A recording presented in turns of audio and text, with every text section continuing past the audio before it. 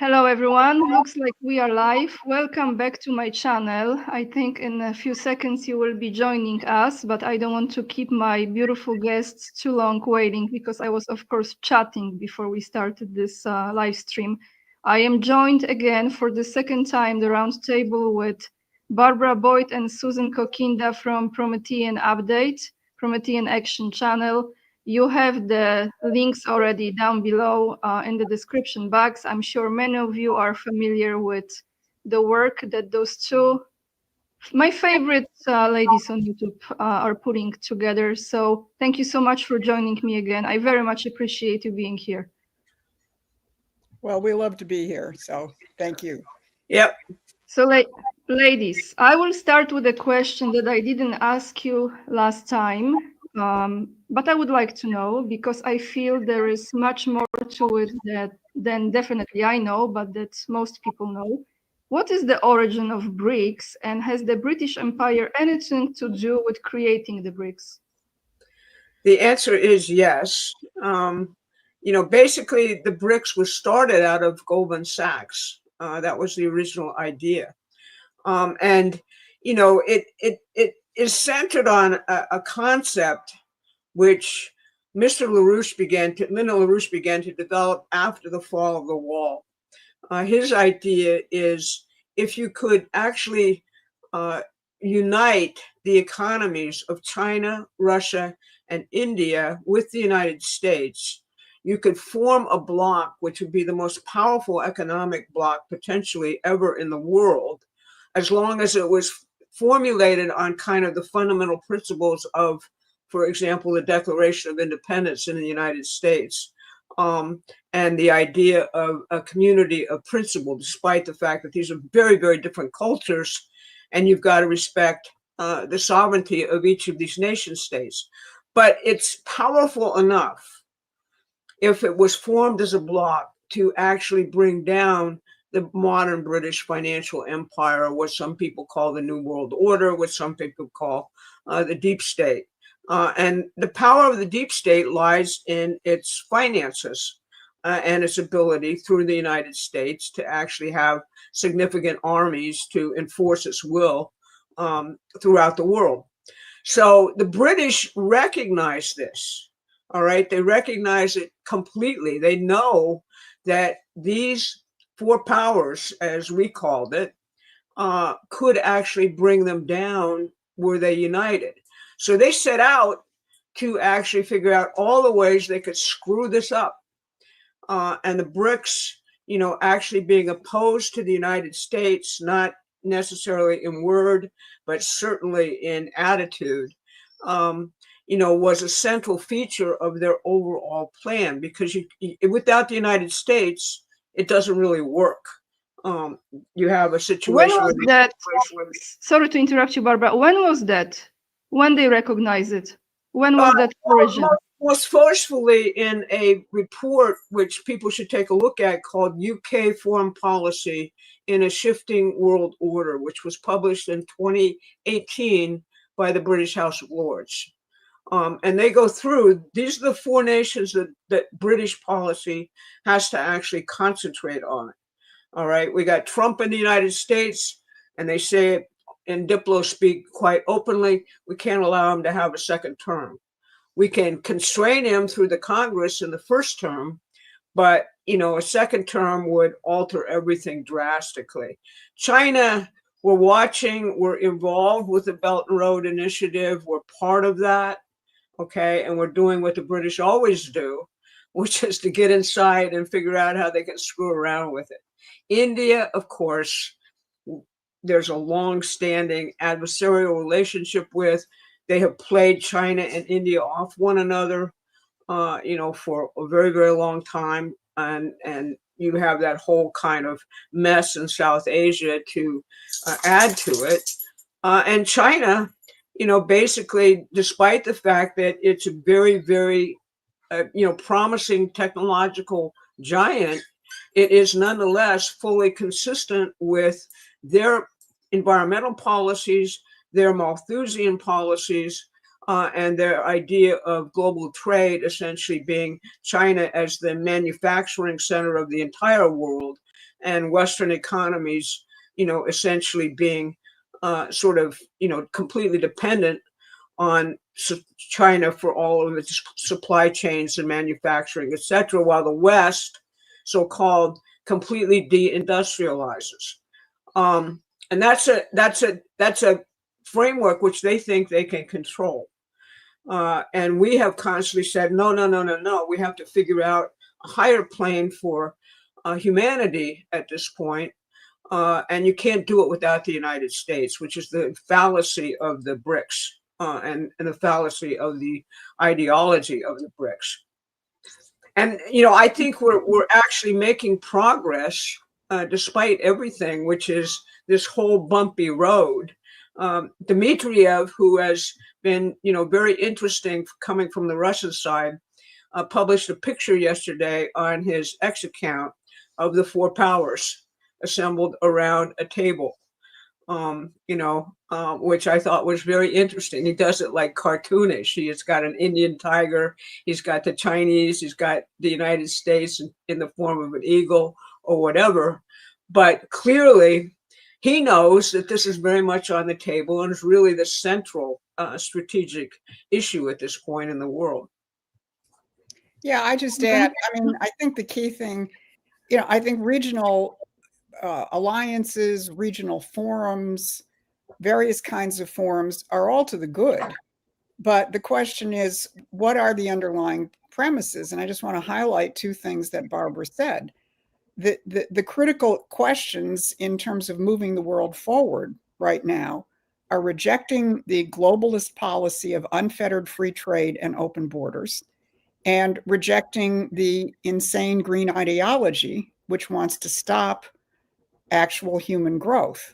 So if you have an alliance which is still embracing those things, as much of BRICS is, if you look at some of their recent statements and so on, then they're a regional alliance living within the British imperial world, despite the fact that they may do some good development project here or some good development project there.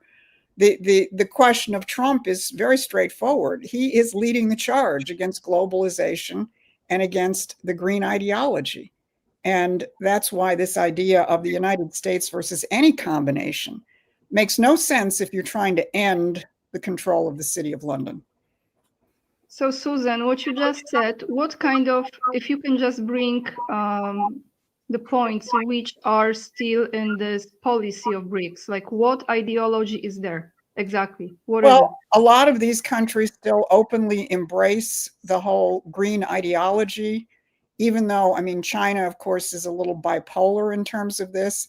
They embrace, the international carbon standards and all the rest of this. Of course, then they turn around and they're building coal fires like nobody's business because they know it doesn't work. But if you read Xi's speech to the SCO over this weekend, embraced globalization, embraced these kinds of green ideas. Again, there may be a gap between words and otherwise, but there is no serious effort to challenge those ideas coming from anywhere but the United States explicitly. Now, again, implicitly in terms of national policy, you may see something different, but they are kowtowing to these policies. And think if you're a smaller, weaker country, you have no ability to challenge.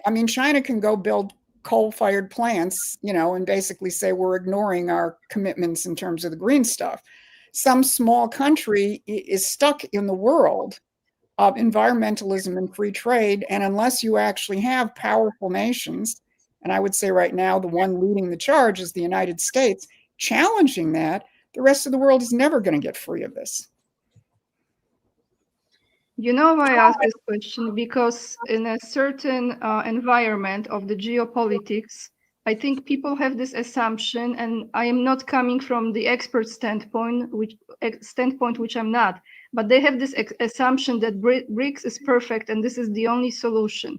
So that's why I've asked this question, because now there is a different side of it that is not so much highlighted, right, to the public. And it's presented as a liberation from, let's say, the dollar, or the domination of the Western world, etc. But when we say Western world, then it's also very narrowed to the United States. And then again, so this is very layered, but it all comes down to, in my opinion, all roads lead to Rome. Okay, I know you say all roads lead to London, city of London, but I think it's the tunnels, it's all connected anyway. So that's why, if I may ask you to follow this thought, when President Trump says in a way that seems like he is opposing BRICS, for example, I think in the very early beginning of his presidency, he mentioned Spain, I believe. He hindered to Spain, if Spain wants to be part of this or that, I think it was Spain, that he's opposing BRICS. That's what it means, right, ladies? That means he is opposing that concept that is still coming from the British system, correct? Correct. I mean, originally when he first started attacking the BRICS, it was around this notion, which was circulating throughout the world at that point, that we should go off the dollar. Okay. Now, if you go off the dollar, that means the end of the United States. That's pure and simple in terms of how the world economics works. So he was issuing a very strong defense of the United States at that point, because, you know, obviously he didn't want to see this country completely collapse, which is what would happen. You know, if you actually, without the United States' concurrence, went off the dollar and said, we're going to all do all of our trade in a separate currency. And frankly, most of what was discussed as an alternative currency arrangement being discussed at that point was what was put forward by none other than John Maynard Keynes at the first Bretton Woods conference, which the United States opposed because we said that it was a way of the British actually controlling the world's finances, what was proposed by Keynes, versus the idea that you had, you know, kind of an agreement between various nations as to what the price of a reserve currency to stabilize the whole thing, which was the gold reserve standard, would work in terms of developing the world. And that was like kind of the first clash of these two different ideologies. You know, Franklin Roosevelt specifically told Winston Churchill at the end of World War II, you know, you've dragged us into 2 wars, Winston, and we ain't doing it anymore. And not only that, we have to end British colonialism. And, you know, Churchill had an apoplectic fit about that. You know, that's all recounted in the book by Roosevelt's son called As He Saw It, which people may wish to read in terms of understanding a little bit better the battle in terms of the United States. And, you know, of course, Roosevelt died right after that. Harry Truman came in and he was like a pawn for the British Empire and did everything Churchill told him to do. So that goes back a bit, but it gives you a little bit of more of a flavor of where Trump was coming from in those original attacks, because what they were seriously proposing was, let's get rid of the dollar and see what happens. Okay. And that would be disaster for the world, not just for the United States. So that was why he was waging such a ferocious attack at that point. And they've changed in a position as a result of that. They actually said, oh no, we weren't really talking about that. We were talking about, you know, maybe in some future date, you know, actually working towards something like this. But what we'd like to see right away, and we think it's potentially imminent, is we'd like to see a conference like the Bretton Woods Conference in which we go back to the gold reserve standard and all agree on essentially how this should work and how it should be pushed towards development. And that's our idea. And it won't be anything akin to COP28 or any of these other crazy environmentalist things. It'll be actual development, you know, and Russia's, I think, onto this, you know, where you see what they're saying, like they just came out of the SCO conference, Putin's saying, why don't Russia, China, and the United States get together and develop the Arctic for all of mankind. That's, really along the lines of kind of what we're talking about here. And, I think that those are all very fruitful proposals. And what the BRICS largely still are doing is rooting around still with really nasty stuff. Brazil, a good example, is actually leading the charge on complete censorship and jailing your political opponents, through a judicial insurrection, similar to what we're seeing, in the United States. It's kind of a pattern. So that's, you have to really look at the BRICS and say, everybody's out there doing their thing, which we would like to see you be, in terms of an antidote to what we think the horrible picture we have of the United States is. But the picture they have of the United States ain't necessarily so. And second, the BRICS are not really everything they put themselves out there to be. Susan, can I ask you, I want to ask Susan this question before I go to my very long question, but I think you will appreciate my thoughts here. Susan, do you think we will have anytime soon the precious metals revaluated? Will gold be revaluated and an announcement of the new price point will be announced soon? Oh, I wouldn't really want to speculate on that. Because I think there's just multiple layers of discussions, both internationally, but also in the United States, of how do we create an alternative to the central banking system. Now, we have a model, and it's the national banking system of Alexander Hamilton, but you can't just copy and paste, 1796 to 2026. In fact, even Abraham Lincoln didn't copy and paste what Alexander Hamilton did. Hamilton had a national bank. Lincoln had a national banking system. I would not be so bold, because this is not my area of expertise, to describe what such a national banking system would look like in the 21st century. I think tethering your economy to something, as we did prior to 1971, where we had a gold reserve standard, not a fixed gold standard, but a gold reserve standard, is going to be absolutely necessary going forward. In the context of that, I think there's going to be a whole lot of reevaluating going on. But I think it's a highly complex subject, which demands two things. And I'm only half of one of them. It demands understanding the principle of national banking, and that's where I'd say I'm maybe half. But it also necessitates people who understand the complexity of the global financial system, in which I have no expertise. So putting together the combination of people who have those, I think they're there in and around this administration. And I certainly think the question of gold and other metals is got to be part of that discussion.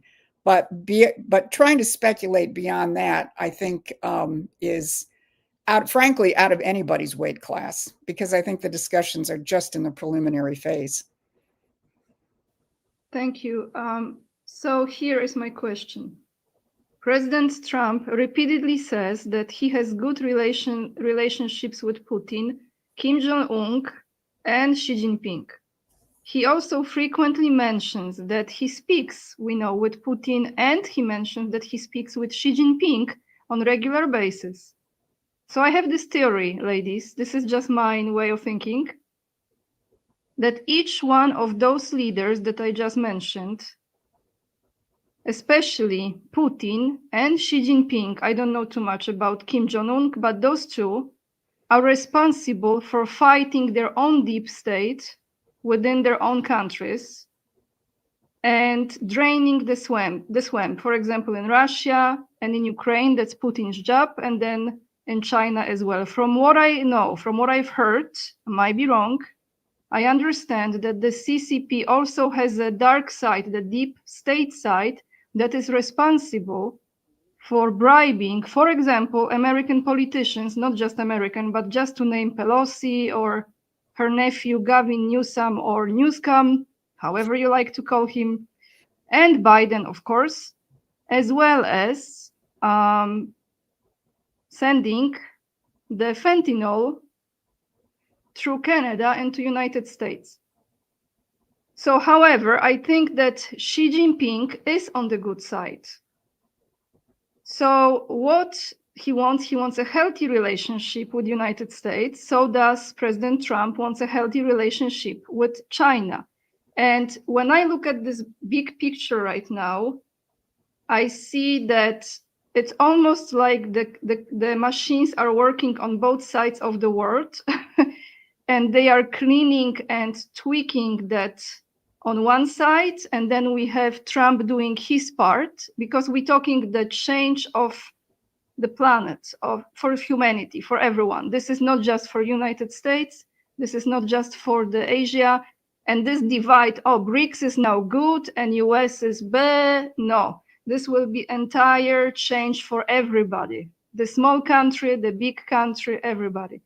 So would you like to tell me what you think about my theory? How, in your opinion, I'm far away from, maybe I'm not thinking the way it is actually, but what do you think about it, what I just said? I think that's very close to reality. If you just, I'll give you an example. Today I was reading Truth Social and President Trump's various posts there. And he has a post which people in the United States take totally wrong. He says, well, it looks like we've lost Russia and India to deep, dark China at the end of his post, okay? And everybody here goes, oh, Trump has become like a neocon. He's going crazy, etc. No. Then you go over to RT, and on RT, Putin has a statement. Russia has never turned away. Russia is not turning to the east.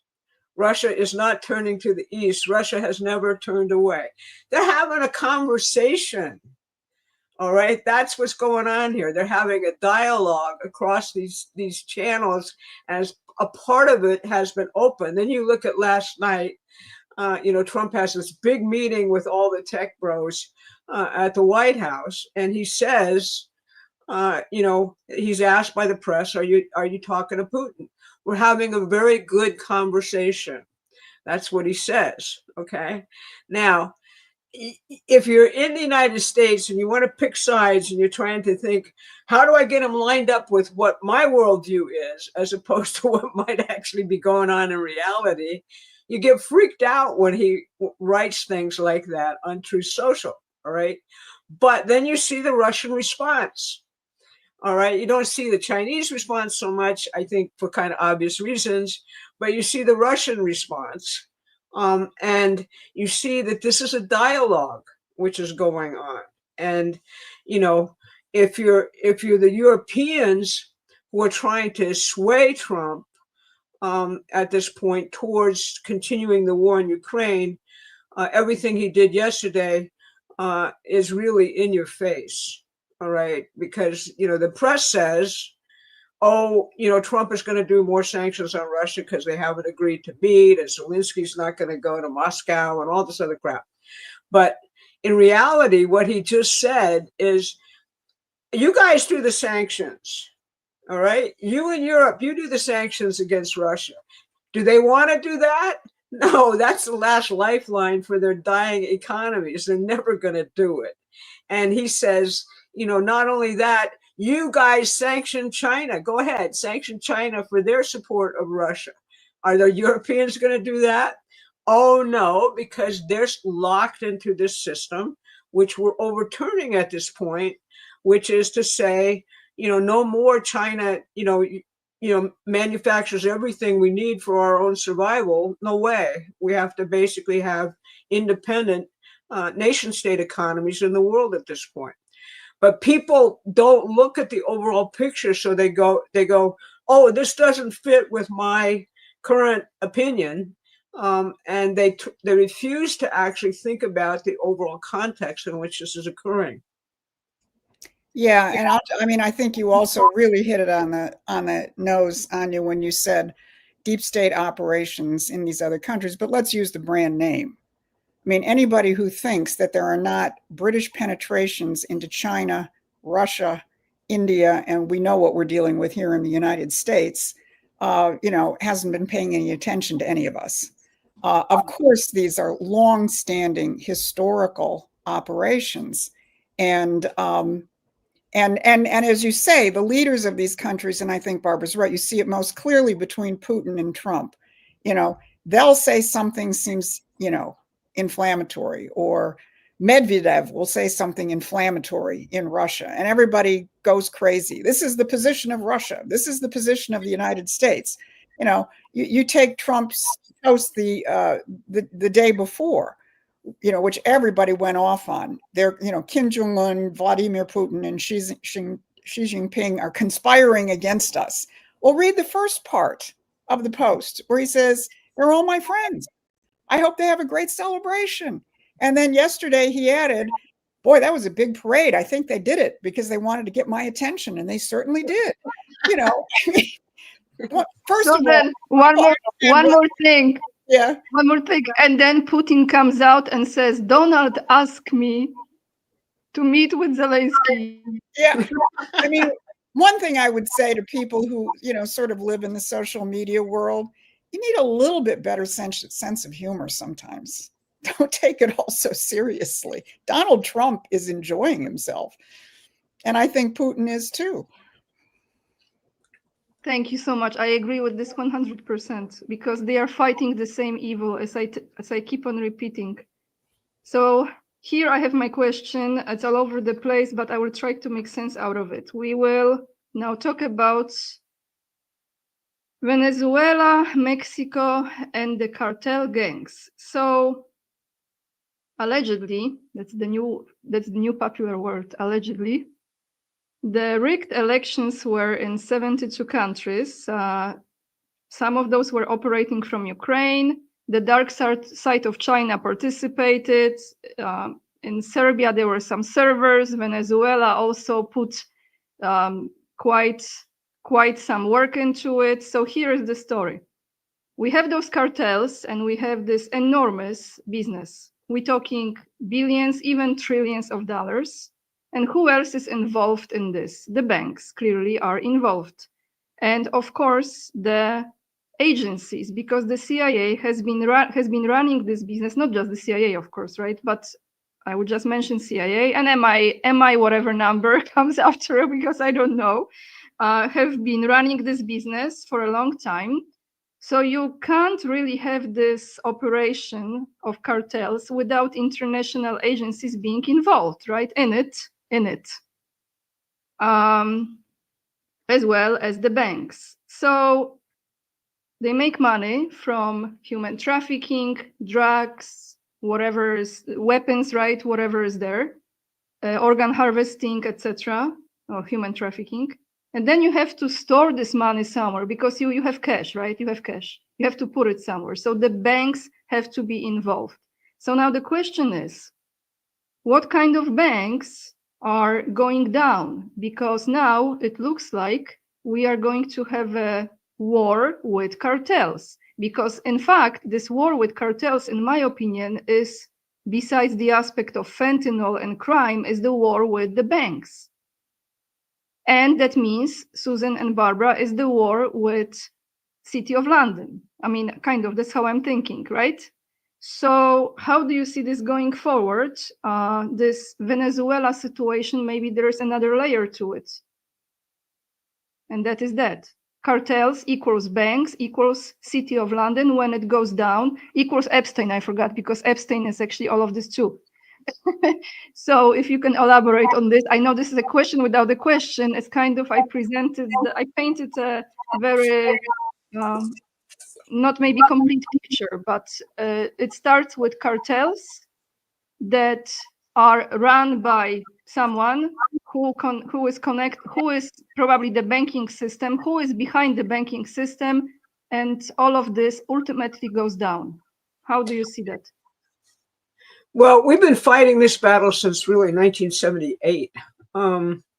And, you know, when Hong Kong and Shanghai Bank tried to get its license in New York for the first time, we fought them vigorously because they were the key money laundering bank for the drug trade in the entire world. And they've been cited over and over and over again for that. I'm not, you know, talking out of my hat here. You know, even in the recent period, they still do it. And primarily what the drug traffic has been is a, you know, way of maintaining a banking system at many points, which was otherwise bankrupt. And, you know, the City of London plays a major role in this, but mostly right now, the shift has been away from what might be called the mega banks, except for a certain section of them, which is dedicated to dealing with the money of the very wealthy, called the private banker aspect of each of these huge banks, which is what Jeffrey Epstein was. And the, you know, actual major stuff is being done through the British offshore banking network in the Caymans and in the, you know, offshore banking networks is where the laundromats actually are at this point, because banking regulators for each nation can't necessarily regulate these things. In the United States, you know, we've basically shut down a lot of this over the course of the years. So they simply shifted it to where its origin actually is. So Barbara, can I ask you where those banks are? So Grand Cayman, we're talking Grand Cayman, Asia, in where is it, like Shanghai, Singapore? Yes. Singapore, right? Probably. I recommend this book for people if people can see it. It's called Nicholas Jackson, Treasure Islands. It actually Treasure Islands. Okay.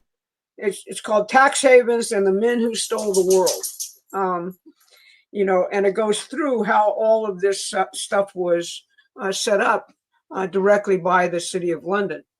But you know, he does a pretty thorough job in looking at all of this. You've had a lot of hacks which were done. You know, the Panama Papers, all of these other things which came forth over the last few years as to how this stuff is actually operating as a kind of, you know, underground black economy. And that's really how it works. So hopefully, you know, Lyndon LaRouche had an idea for a true war on drugs, which had two elements. One is you have to attack it militarily, which is what the Trump administration is doing now, and everybody's having a heart attack about it, but it's the only way you're going to actually deal with the cartels, who are, you know, Trump has declared them to be terrorist organizations, which they are. And that has two specific aspects under the United States law. If you provide material support to a terrorist, you're subject to criminal indictment for that, and a much stronger penalty than you would be for, say, just the crime of money laundering or drug money laundering. You're going to go away for a long, long time. So I'm 100% behind this because, you know, we're losing more people to drugs at this point in this country than died during the Vietnam War, or rapidly, you know, if it continues at the same rate, which Biden wanted to do. If you actually look at his drug enforcement policy, he said, well, you know, our goal is to reduce the deaths by 15%, not to actually say we're going to stop this and stop the unnecessary deaths of our children, but we're just going to reduce it down to 15%, which of course is an excuse for having no strategy at all. Maybe he meant reducing population to the 15%. Right, there you go. You got it exactly. So Susan, you saw I put this comment there. It was Switzerland, Liechtenstein, Luxembourg, and Caribbean islands. Actually, I think Liechtenstein is one of those pivotal spots here in Europe. I would say maybe as important as the City of London, to be honest. But as far as Venezuela goes, I want to ask you ladies this question because my sense, I approach politics lately more from an intuitive standpoint. There is a logic, but I think you also have to really trust your gut. Otherwise, with the overstimulation of information, you can be very easily influenced by all the experts out there, and everyone has different opinion. Maybe they have some common ground somewhere. So I tend to just step away and listen to like my intuition. And I know it sounds strange, but that's how I approach it. So Maduro, right, who is the leader in Venezuela. Some people, clearly it looks like he is operating in the same way as the president of Mexico, right? So is he run by the cartels, by those gangs? Those cartels, they tell those leaders what to do, like that lady who is the president of Mexico. If she doesn't follow the directions, I mean, pretty much adios. She's no longer alive, in my opinion. So to those people who say that he was elected by the people of Venezuela, that he didn't rig the elections, and this is just United States trying to do like a regime change in Venezuela, what would you say? That's a little complex because we had a very clumsy, actual attempt to remove him, led by John Bolton, during the first Trump administration. So people take that and say, oh, this must be the same craziness, and Maduro is, all of these countries in Ibero-America have suffered from, a policy led by the globalists for, ever since 1971, which was to the extent that any of these countries had developed, and many of them had. We used to have what was called the Alliance for Progress under Kennedy, under Eisenhower, etc. And the whole idea was to develop these countries just like Roosevelt talked about, and many of them actually developed major significant economies, Brazil, Venezuela, etc. They've been just completely looted and turned by the multinationals and the British, and turned into essentially either surrogate countries for the cartels at this point, actual narco states, or so devastated that they really don't have viable economies. I mean, Mexico never used to, just to give you one parameter, import food at all. It was a major oil producer. There was one point where we actually talked about forming a debt cartel to, strike back at this and say, you guys don't pay your debts, and basically you tell Wall Street and the City of London that the way they come out of this is to help you with your development again. But that's all gone by the wayside in the last, period. So you actually have a pretty difficult problem in each one of these countries. You have both, controlled by intelligence agents of the globalist empire, if you will, and you have an enormous criminality, which has the people actually captured. And, regime change, I don't believe in imposing regime change on countries. I think that that's ridiculous. The people have to rise up, and you have to look at the principles under which they're rising up and decide whether you're going to support them or not. But you've got to actually have an idea about where you're going and what your government needs to look like in any of these countries to actually come out of this mess.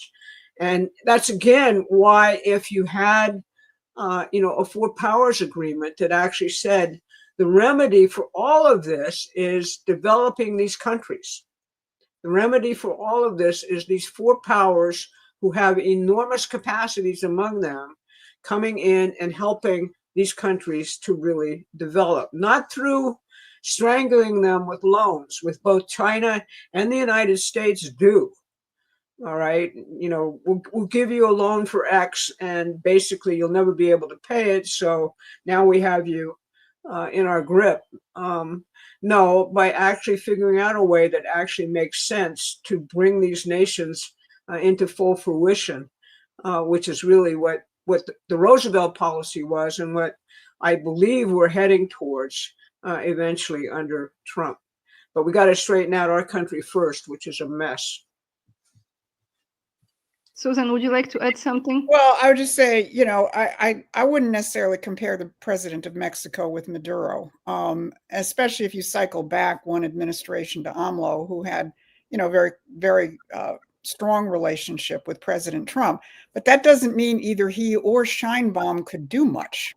I mean, it's what you're saying that, you know, we have a deep state, they have deep state plus narco terrorism, you know, as very powerful forces in their country.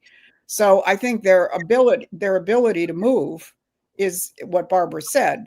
I think they want to. I think the Mexican leadership probably wants to move, you know, in a more positive direction. But their ability to do so is going to be a function of how much the United States, you know, begins to cut back on the power of the narco cartels. So here, you know, when you were saying this, I just received this thought. So how do you really win this battle? You have to win the battle in the financial system first, because if you, that's where the power lies. If you disempower those cartels, if there is no money or that money holds no longer the value it used to hold, besides the aspect those who are pulling the strings are weakened, right? Behind those cartels. That's how you win it. Yes, absolutely. But you also need to make an example of the people who are actually, you know, serving as the main army of the terrorists, which is the purpose of actually blowing up that boat. It's to say to the people who are making money off this, is your life really, you know, going to be being a drug runner? Is that really what you want to be, or are you going to perish doing it? So you have to have that kind of deterrent also militarily.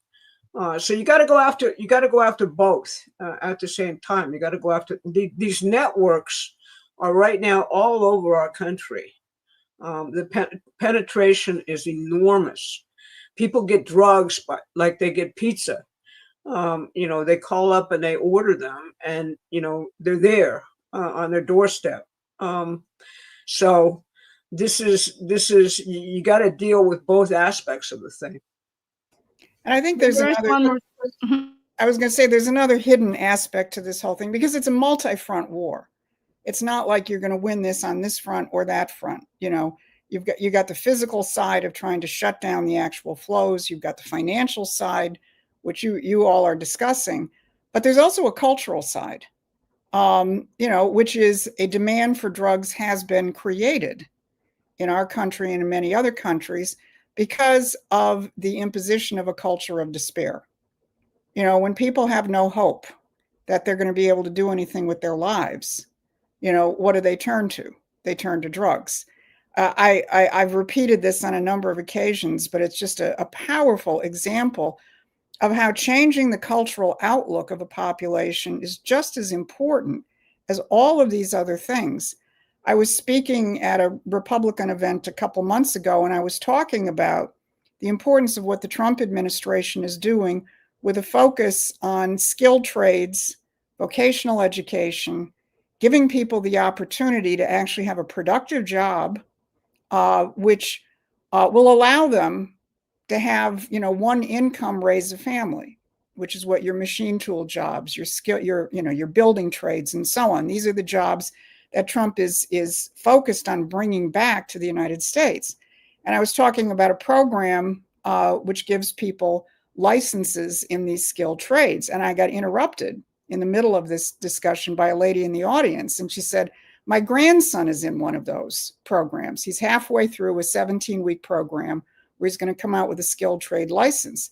And she said, do you know what he used to be? He used to be a marijuana chef. That's what they call them, the people who cook the different flavors for the legalized marijuana, which we now have. And he called her and he said, Grandma, I've never been happier in my whole life because now I'm going to be building things.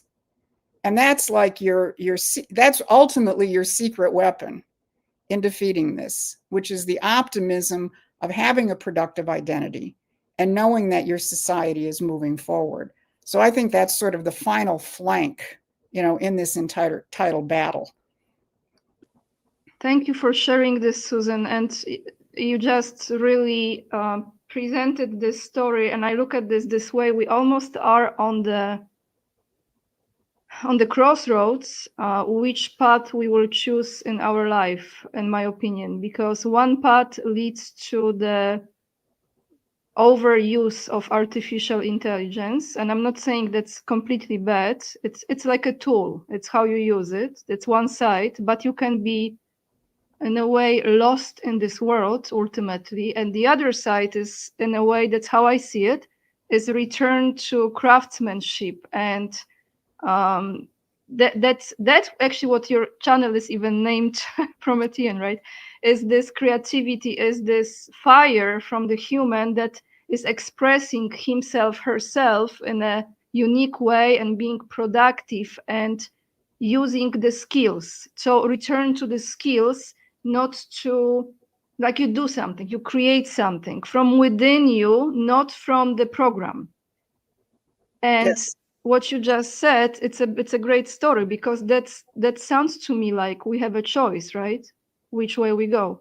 And you didn't have a choice before. This kid probably never wanted to be a marijuana chef, but it was probably his only option when he got out of high school, because the industrial economy was shrinking. I mean, the other point I make about the productive identity is that a productive identity means you're living in the real world.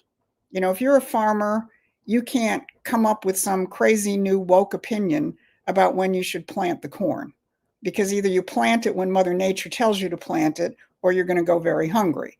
If you're working on an assembly line, you can't have some kind of crazy social media manufactured idea of how the assembly line works, because if you do, you're going to lose your hand.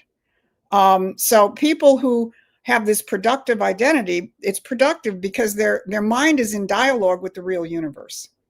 And what we found during the 2024 election campaign is when we went to the auto plants, it didn't matter where the workers were Black, white, Muslim, Hispanic, men, or women. They were all 60% for Donald Trump. Didn't matter if it was in the inner city of Detroit or out in one of the suburbs. They didn't need the Democratic Party, the media, social media, anybody to tell them what was good for them, because they had a sense of the real world. And in the real world, the only thing that made sense was Donald Trump. So this question of, it's one of my passions, reviving the productive identity, which of course means you actually have to provide an economy which will allow people to be productive, is one of the most important things we can do in terms of creating the kind of citizenry in the United States or anywhere else in the world that is going to be resistant, whether it's social media, whether it's war, whether it's the misuse of artificial intelligence. You need to create a citizenry which knows its own mind and knows the universe, and will naturally defend itself from this insanity. Yes. I have two questions, completely different. I think do we still have a little bit more time, or you, yes? Thank you, ladies. I have to enter my door, so I'll be right back. You guys I can hear you, so just. Sure. I want to ask about Jared Kushner. I would like to know, we know he's husband of Ivanka Trump, Donald Trump's daughter. I know some facts about him, but I would like to know, Susan, I know it's a very generic question. Is he good or is he bad? But I will ask you this way. And of course, I'm not saying as a human being, but do you think this is someone? I hope Barbara comes back soon, because I know she's read extensively on this summit, on him? this subject. Okay. Okay. But I think the important thing is he's a human being. I think in the first Trump administration, he was functioning very much from the standpoint of the president's wishes. Barbara has often referenced this question of the necessity of a younger generation stepping forward outside of generations of religious warfare in the Mideast. And certainly that was how Trump continues to focus the question of the Abraham Accords. Obviously, he is of that younger generation. And again, I would say in the first administration, I think he was following the president's commands. Barbara, you heard the question? A very useful book, which everybody, I don't think that you can look at the Middle East without reading this book. And I'm emphatic about it. It's called Trump's Peace, and it's by Barack Ravid, who is a pretty favored source of the White House at this point and previously. And what he talks about is how the Abraham Accords actually came into being. And what Trump did, if you remember, the very first thing he did in his first term was he went to Saudi Arabia. And he said to the Saudi Arabia and the Gulf states, we're not doing terrorism anymore.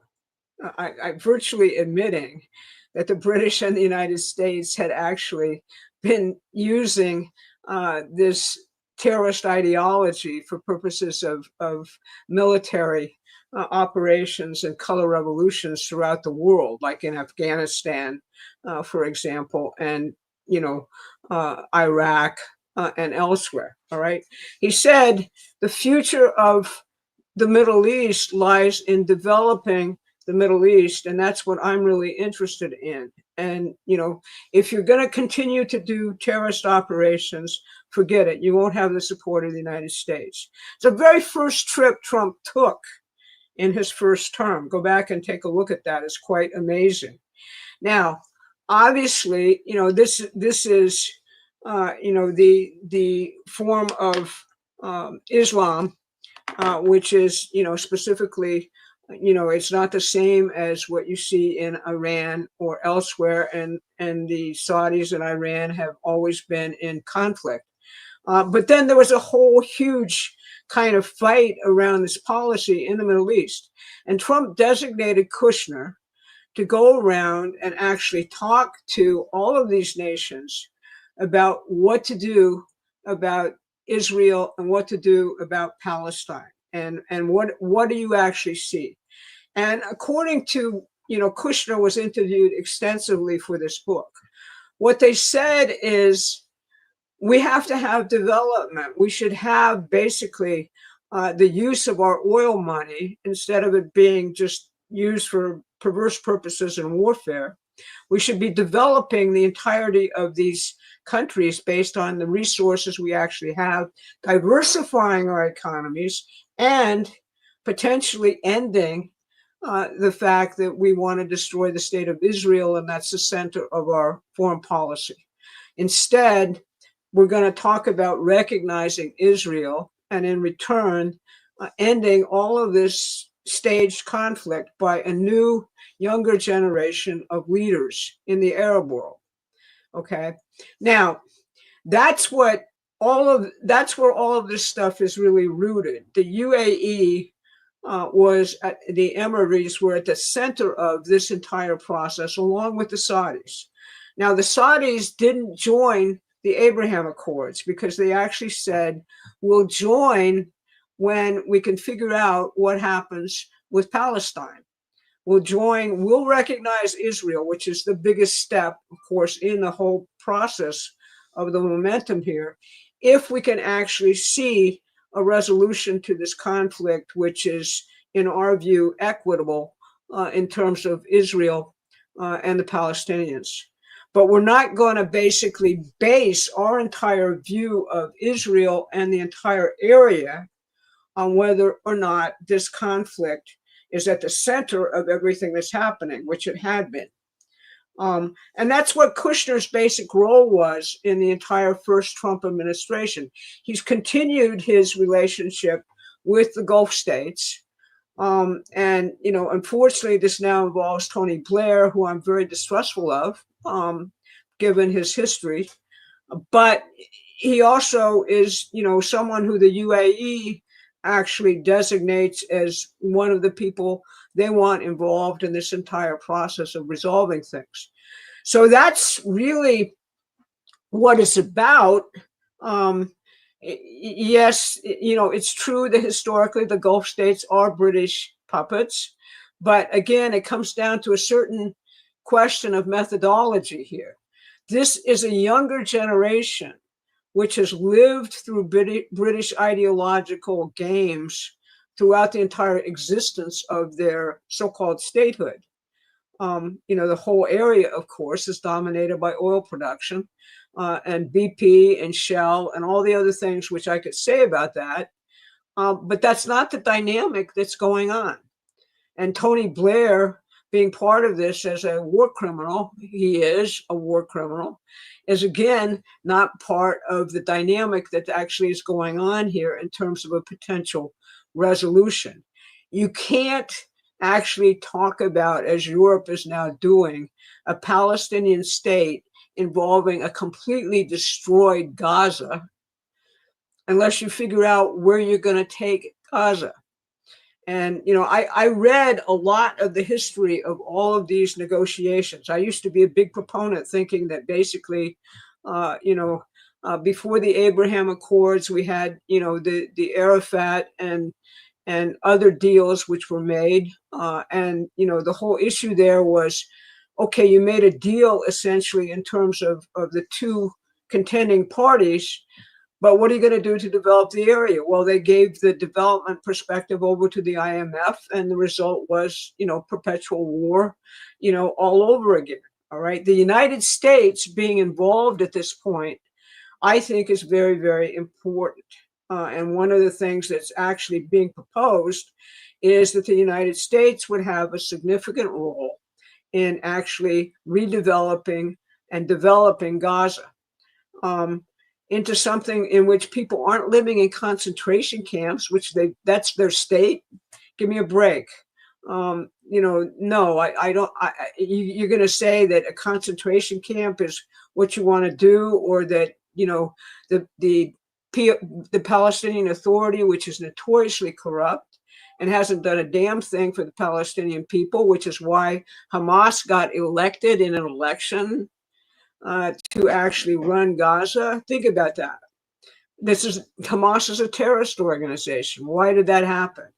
So, this whole way that people look at this conflict is largely divorced, in my view, from its history and the attempts which have been made in somewhat good faith by many, many people to solve it.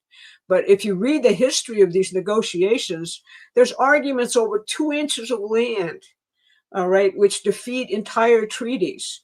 All right, it's just insane. And what LaRouche actually proposed, which I believe is true, is you can't solve it in the context of the present combatants. It's got to be solved from the outside in, and by major powers actually, coming in, and not the Europeans saying, we're going to recognize a Palestinian state, and we don't have any capacity to do anything in terms of development, but we're just going to state this moral position. That's not going to help anybody. What we need is a very serious approach to what's actually going on, and a very serious development perspective. And that's, I think, the way to go. And that's what I think Trump is actually thinking about. It wouldn't be probably everything I would like to see happening. You can't make the perfect the enemy of the good here, but the directionality is the correct one.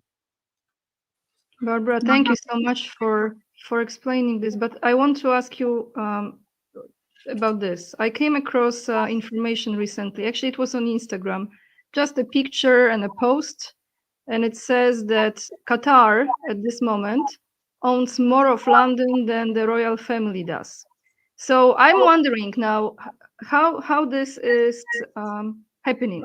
Is this happening with the permission of the royal family, or is this just an illusion, or what's going on?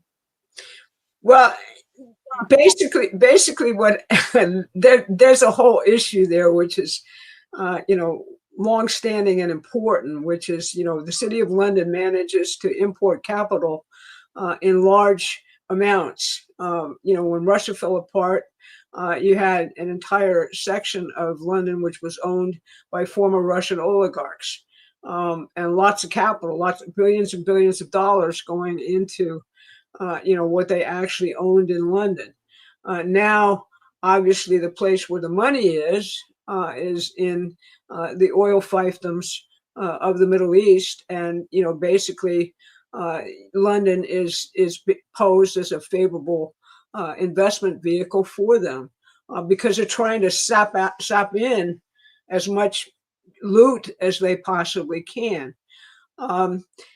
They have a major role. There's no question about it. Under Sykes-Picot, the guy who said they're all British puppets, there's a historical justification of that. But I'm saying it's not the dynamic to be looking at. The dynamic is how many shovels are going into the ground to rebuild these economies, and how do you get that to happen? And I think that's very much what Trump is focused on. I think that's what a lot of the younger leaders in the Middle East are focused on.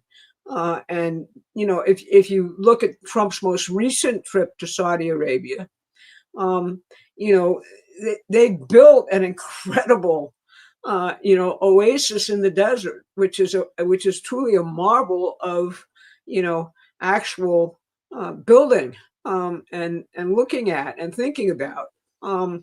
And they're aiming to do things like colonize space, on behalf of these beleaguered nations. So, I don't think that is bad because of its history. I think they're breaking from that history very concretely. And I think what Susan said is the most relevant aspect of that. Once you have a productive identity, as opposed to religious identity being the controlling factor, between, if, as I said yesterday in response to a question on our show, someone asked, well, which side should you pick here? And I said, both sides are in a religious war. Think about that. Both of them think that God is telling them that they're on the right side and that God is instructing them to kill the other side. How do you actually get underneath that and solve it? It's very, very hard. Friedrich Schiller wrote a long work, which people should look at when they're looking at this, which was called The History of the 30 Years' War, in which he dealt with a similar situation, which occurred between the Protestants and Catholic realms in Europe, very famously, and was solved by the Treaty of Westphalia, whose principle was you have to look at what each side's advantage is. What does each side want, most of all in the world? And you have to figure out a way to give each side that in a peace treaty. And that's what Trump is actually trying to do when you look at how he is playing, each one of these particular things. You can't choose sides and say, Israel is a demonic force and we're just going to leave them there and not try and actually change their course. And that's basically what I see coming from every side of how the left throughout the world is looking at this thing. Yes, they're reacting to October 7th in a way which is an overreaction. I can stand back here and academically say that to you. But if I feel my life is threatened every single day by people attacking me, which is also going on in Israel, and I'm getting rockets in my face every single day, then, I have a responsibility to respond. In urban warfare, which is what you're seeing, there's no way that you actually have, wage a war without massive civilian casualties. It comes with the nature of that particular warfare. And Hamas is, as I said before, they're not the heroes in this situation. They are a terrorist organization, and they are holding Palestinians hostage to a certain kind of rule. I can go back and tell you that Israel supported Hamas, funded it, put them into power, because why?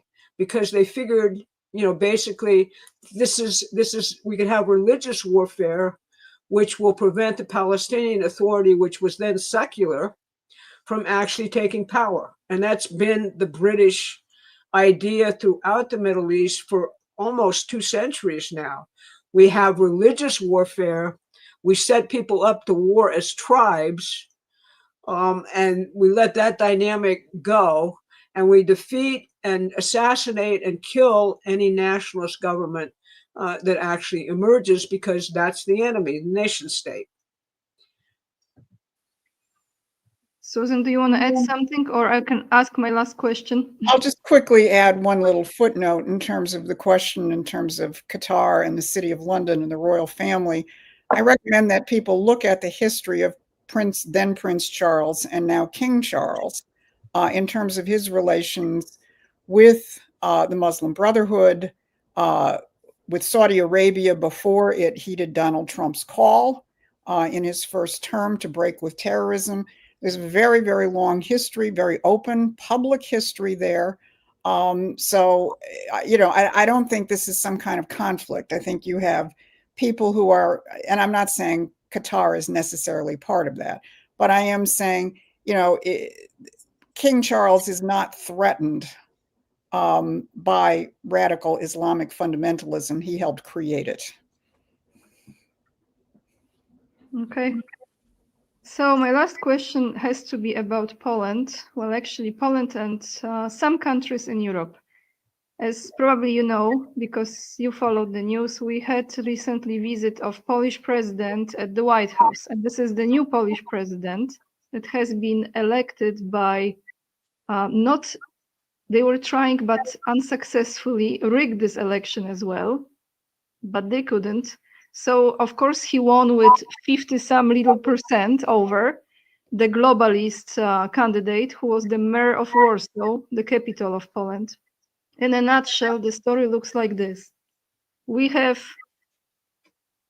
very much similar, I would say, pro-Trump Polish president right now. And we have absolutely pathetic, hated by majority of people, globalist government, who is on the way out, but is still leaving the lingering, stinky smell. So this is the current situation. Polish president went to the White House. He met second time with Trump. He is, you see, here is the story with him. He is very anti-Russia, anti-Putin. I don't know how much you know about him, but he is definitely a patriot. He loves Poland. From just 1 month, I can see what he's doing as far as vetoing certain legislations, not signing them, signing something else, traveling to the farmers, etc., etc. So the core values, which he actually mentioned at the Oval Office when he talked to Trump, that we share, as he said, the same values. And clearly the rapport was very good, and it was very healthy. Of course, we are aware Poland is not the player of the scale of Russia or China. Like, no one is being delusional here. However, geopolitically, as the location, geographically, it's a very important state, because this is the state that is right in between the Euro-Kolchos, as we say, and, Belarus, Russia, Ukraine, we are there. So after that visit, I didn't finish. He's very anti-Russian because he was the director of the Institute of National Remembrance in Poland. So he knows the history. Now the question is, does he know the fake history or the real history? Because what he was doing, he was destroying the monuments of the Soviet army that liberated Poland during the World War II, as the Soviet propaganda, that's how he looks at Russia pretty much as if it's still Soviet Union to some extent, okay? So here we are in this dynamic. We have this president who Trump clearly likes. He likes Trump, which means there is some hope for not being dragged into illegal immigration, for example, or the Green New Scam, as Trump says, deal, right? He is opposing this, the current Polish president. He went to Italy now and he talked to Meloni, and we know that Trump likes Meloni and Meloni likes Trump. So what I'm talking about all of this is because I see there is a certain dynamic going on. So we have certain leaders. Clearly, we could see it during this meeting at the White House that was when Zelensky was there and the rest of the schmucks, let me say it, arrived.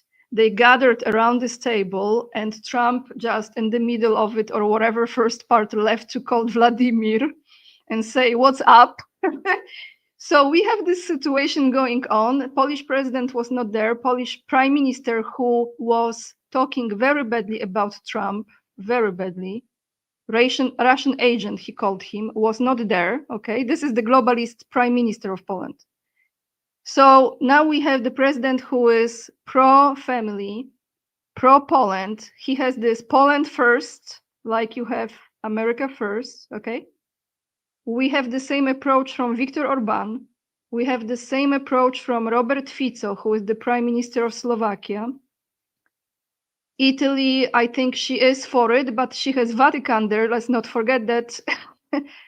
How do you see these ladies going forward? Because it looks like there are certain leaders already in the position that could support this movement for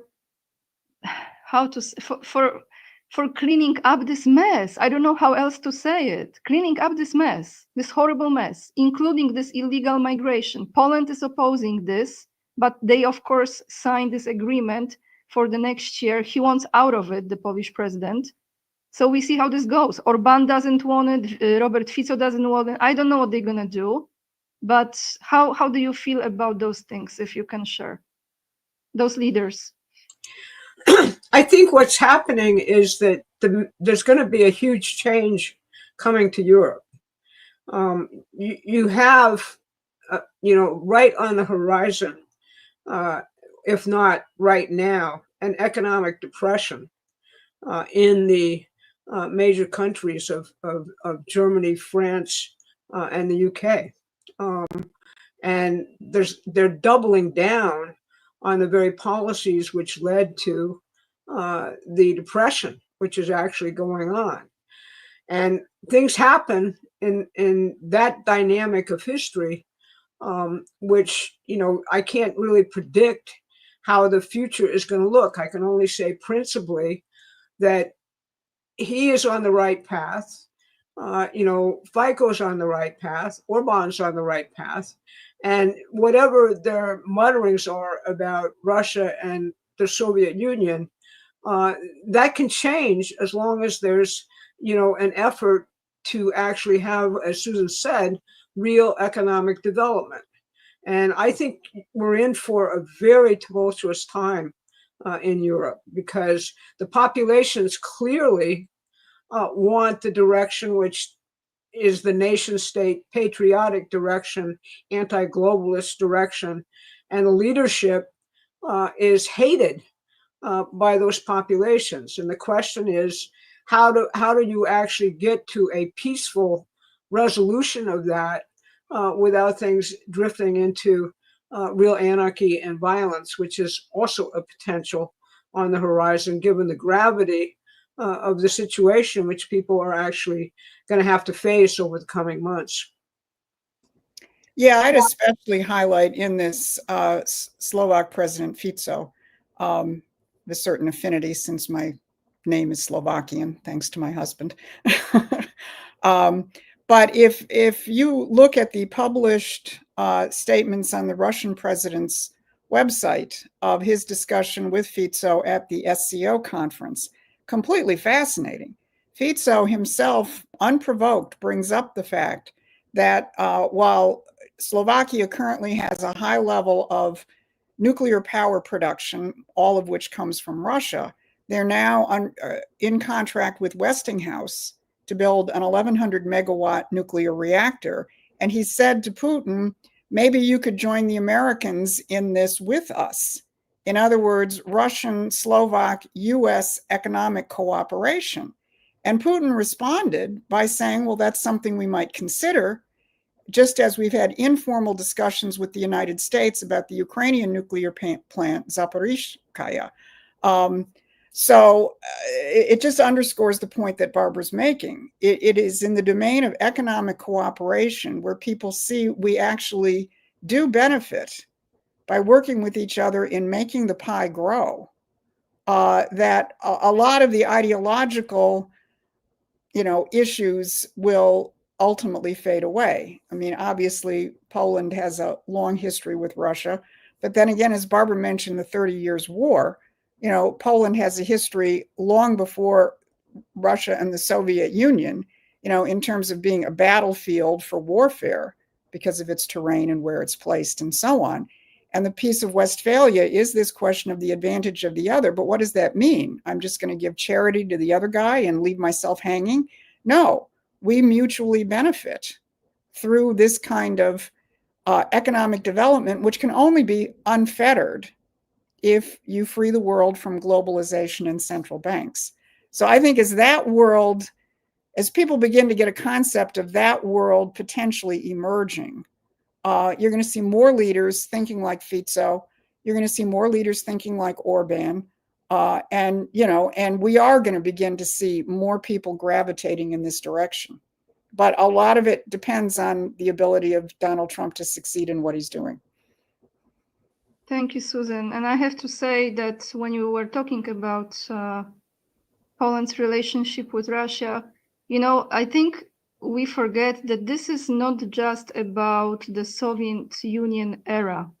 There was a time in history when Poland did not exist on the maps at all. And I think this is very deeply rooted in the DNA, in the psyche of people. It maybe even when they don't think about it, like, I didn't think that could be, when you go deeper and deeper and deeper, that could be also one of those things, because of course it was not the Soviet Russia then, but it was the Russian Empire, and we had we say Austro-Vengria, I don't know in English, Austria and Hungary, and we had the Prussia, right? Prussia. So Poland, my grandmother was born under the Prussia occupation, under that region actually, in Poland. I mean, it was like Poland was not on the map, but Polish people were existing and, creating art and painting and composing music. I mean, this is just incredible when you think about it. The country didn't exist, but the nation, the people existed. So maybe that hatred, it's actually going much, much further back than just the Soviet Union, but very often people don't realize it. So anyway, I want to thank you so much for joining me today. Always happy to connect with you and listen to you and learn from you so much. I had one more question, but I don't want to take more of your time, so I'm just gonna leave it for the next time. All right, we'll see you again. Thank you, ladies. Thank you so much. Until next time. Bye, everyone.